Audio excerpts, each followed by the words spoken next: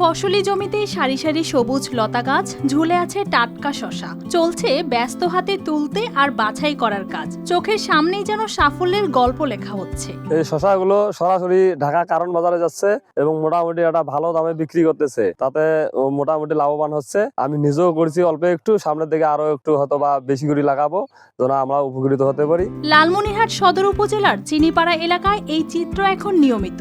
কৃষক রুহুল আমিন আলু চাষে লোকসান কাটিয়ে এবার মালচিং পদ্ধতিতে শশা চাষ করে পেয়েছেন ভালো ফলন। 2 বিঘা জমিতে শশা করছি, ব্যয়বহুল প্রায় আমার 1.5 লক্ষ টাকার মতো। ইদানিং আমার 1,02,000 টাকা বিক্রি হয়ে গেছে, 5-7 লাখ টাকা বিক্রি হওয়ার সম্ভাবনা আছে। মাত্র 2 মাসেই 3 দফা শশা উত্তোলন করে আয় করেছেন প্রায় 2 লাখ টাকা।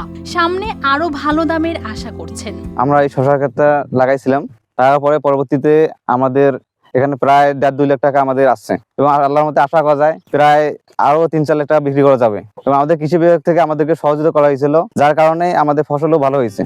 ভালো ফলন আর লাভের খবর ছড়িয়ে পড়তে আশপাশের কৃষকরাও আগ্রহী হয়ে উঠছেন। কৃষি বিভাগের পরামর্শে আধুনিক পদ্ধতি ব্যবহার করায় সম্ভব হচ্ছে কম খরচে বেশি উৎপাদন।